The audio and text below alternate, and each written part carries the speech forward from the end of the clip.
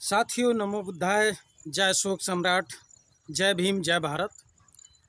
आज जो है साथियों, बौद्ध विरासत पाखंडियों ने कैसे बदली, बौद्ध पर्व पाखंडियों ने कैसे बदले, इस विषय पर चर्चा करेंगे। जैसे कि अभी आषाढ़ पूर्णिमा, गुड़ पूर्णिमा जिसे कहते हैं, चल रहा है। इस सावन लोग बहुत त्यौहार मना रहे हैं। ये एक पर्व हुआ करते थे बुद्ध के समय में। इसके विषय में इसको बहुत कन्वर्ट किया गया और जो है इसको पाखंडियों ने बहुत अच्छे ढंग से हम लोगों को माइंड कन्वर्ट कर दिया। हमारे पुरखों का जो माइंड था वो कन्वर्ट कर दिया। इसके विषय में थोड़ा जानकारी करूंगा कि हमारे ये पर्व कैसे हुआ करते थे, बुद्ध के कालीन क्या कंडीशन रही होगी, क्या कंडीशन थी। इस विषय पर चर्चा करेंगे कि ये गुरु पूर्णिमा और आषाढ़ पूर्णिमा जो है, या जो बुद्ध धम्म में धम्म परिवर्तन चक्र कहते हैं, तो ये कैसे हुआ सब कुछ। बुद्ध के समय में क्या था कि जिस दिन हम लोग गुरु पूर्णिमा मनाते हैं, आषाढ़ पूर्णिमा जिस दिन होती है, आज लोग मना रहे हैं, उस दिन से ही वर्षावास शुरू होता है। यानी 3 महीने के लिए जो भिक्खु संघ होते हैं, भंते होते हैं, वो अपने अपने जो बुद्ध विहार हुआ करते थे या फिर गुफाएं हुआ करती थीं, अपने अपने स्थानों पे 3 महीने के लिए चले जाते थे। वो फिर धम्म देशना नहीं देते थे, यानी कि प्रवचन नहीं देते थे, भिक्षाटन नहीं करते थे। जो धम्मदान लिया जाता था वो नहीं लेने जाते थे। यानी कि फिर वो गांव और कहीं कस्बे में नहीं जाते थे। वो 3 महीने के लिए अपना एक जगह एक स्थान निश्चित कर लेते थे और वहीं रहते थे। उसका कारण ये रहा क्योंकि उस समय बारिश का समय हुआ करता था। बारिश के समय में पुल वगैरह हुआ नहीं करते थे, तो इधर से उधर जाने में भिक्षुओं को दिक्कत आती थी। और दूसरा, पूरा साल वो धम्म देशना देते थे, देशाटन करते थे, तो उनको 3 महीने के लिए एक प्रशिक्षण हुआ करता था, एक समय भी मिलता था 3 महीने का। एक तो ये कारण रहा। दूसरा, बहुत सारी बीमारियां हुआ करती थी। अगर जाएंगे, सांप, बिच्छू वगैरह वगैरह बहुत सारे जो जीव जंतु पनपते हैं, उसकी वजह से भी बचाव हुआ करता था। और तीसरा ये कारण रहा कि वहाँ जब बिच्छू अपने एक जगह एक स्थान पर रहता था तो वो अपनी उपासना करता था, यानी कि विपश्यना करता था। आपस में सभी भिक्षु मिल करके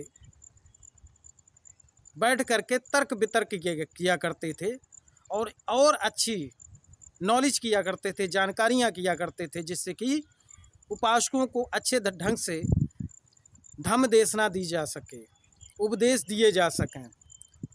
तो वो विपश्यना भी करते थे और वहाँ पर अपना एक जगह रहकर 3 महीने वो अपने आप में एक तैयार करते थे, नॉलेज करते थे, ज्ञान अर्जित करते थे।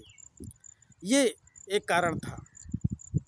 इसी तरीके से इस त्यौहार को बदल दिया, पर्व को त्यौहार में बदल दिया इन लोगों ने, पाखंडियों ने। कैसे बदला? जैसे आज हमारे बहुत सारे उपासक भाई होते हैं, आम जनता होती है, तो वो क्या करती है कि उपवास रखते हैं। उपवास उस समय क्या था कि जो उपासक थे उनके लिए एक सिस्टम था, रूल था कि आप सप्ताह में एक दिन, जैसे आज उपवास में भूख रखते हैं कि ईश्वर आपका भूखे रहेंगे तो आपका ईश्वर भला कर देगा। यानी कि ईश्वर का डर दिखा के पाखंडियों ने दिमाग लगाया और डर दिखा दिया कि आप अगर उपवास रहेंगे, खाली पेट रहेंगे, कुछ खाएंगे नहीं, भगवान की भक्ति करेंगे, तो ईश्वर आपको जो है कुछ दे देगा। ये इन्होंने पाखंडियों ने व्यवस्था की। जबकि उस समय था कि जो उपासक था, सप्ताह में एक दिन या 8 दिन में, 10 दिन में एक दिन वो है अपने आप को, जो उसके अंदर बुराइयां हैं, उन बुराइयों को निकालने का काम करेगा। सिर्फ एक दिन यही करेगा, खाना खाएगा, अच्छे से रहेगा, और वो एक दिन अपने आप में मनन करेगा कि जो मेरे अंदर बुराइयां हैं, विषाद पदार्थ दिमाग में घूम रहे हैं, उन बुराइयों को कैसे निकालें और क्या क्या बुराइयां हैं, ये हुआ करता था उस समय। लेकिन पाखंडियों ने उसका उल्टा उपवास का मतलब बना दिया कि भूखे रहो और भूख करो, ईश्वर तुम्हारी कृपा कर देगा, तुम्हारे ऊपर भला हो जाएगा। ये व्यवस्था यहाँ पर लागू कर दी गई। तो बुद्धिज्म को, बुद्ध की व्यवस्था को कई भागों में बांटा गया। तंत्रयान, महायान, हीनयान, ऐसी कई शाखाओं में बंटने के बाद वो धीरे धीरे पाखंडियों ने उसका फ़ायदा उठाया और उसमें पाखंड भर दिया। और आज उस पाखंड का हमारे लोग उस पाखंड को ढो रहे हैं। इसलिए हमारे लोगों को ये समझना है कि इस पाखंड को लगातार हम ढोते ढोते हमारे पुरखे चले आए और आज हम ढो रहे हैं, ईश्वर की उपासना कर रहे हैं, पूजा कर रहे हैं। क्या हमें मिला? हमारी बहुत सारी बहनें जो होती हैं देश की, वो सोमवार उपास इसलिए रहती हैं जिससे कि हमें पति अच्छा मिले, इसलिए सोमवार रखती हैं। क्या अभी तक किसी को जो सोमवार उपवास रखती हैं, क्या उनके पति, सभी पति क्या उनके अच्छे हैं? सोचिए ज़रा, विचार करिए, तर्क करिए, आप लोग सोचिए। क्या नशा नहीं करते हैं? अगर ये व्यवस्था जैसे उस समय बुद्ध कालीन में ये व्यवस्था थी कि लोग अपने अंदर बुराइयां निकालें और बुराइयों को दूर करें, तभी ये भारत को उसी समय विश्व गुरु कहा गया था। क्योंकि यहाँ के लोग जो थे वो उपासना करते थे, बुराइयां निकालते थे। उपवास उसको नहीं करते हैं जो भूखे रह ले। अगर आज हमारी बहनें जो हैं उपवास रखती हैं एक दिन, उससे क्या उनके पति दारू नहीं पीते? उससे क्या उनकी अंदर बुराइयां नहीं हैं? क्या विवाद नहीं होते हैं? अगर यही चीज़ बुद्धिज्म में होती, भाई भी हमारा समझता कि नहीं दारू गलत चीज़ है, उपवास करता, जो आपके बुराइयां हैं उनका उपवास करता। जो मेरी बहनें हैं वो अपने इस चीज़ का उपवास करें, खाना खूब खाएं, लेकिन उपवास करें कि मेरे अंदर बुराइयां क्या हैं। और जब उस दोनों के पास बुराइयां नहीं होंगी तो ऑटोमेटिक उनका परिवार घर अच्छा चलेगा। यह बुद्ध की कालीन व्यवस्था थी और आज पाखंडियों ने इसको बदल करके इतना पाखंड फैला रहे हैं लोग। मैंने एक वीडियो भी देखा, एक बहन कांवर ले जा रही थी, उसका भाई भी साथ में था, तो मीडिया वाले उसको ले जाके बड़ा अच्छा उछाल रहे हैं कि सनातन में देखो इतनी शक्ति है, इतना पावर है। 41 किलो को टांगे गंगा जल इधर उधर डोली बनाए और टांग कर ले जा रही है एक बहन, और वो काफ़ी लंबी दूर से दिल्ली से होकर जाएगी। तो ये अब सोचिए, और वो BSc फर्स्ट ईयर कर रही है और उसने मांग की है कि हमारी नौकरी लग जाए और वो इससे ढोने से ईश्वर खुश हो जाएगा।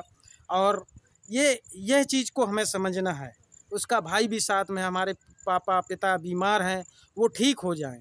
क्या ऐसा हो सकता है? सोचिए ज़रा आप लोग।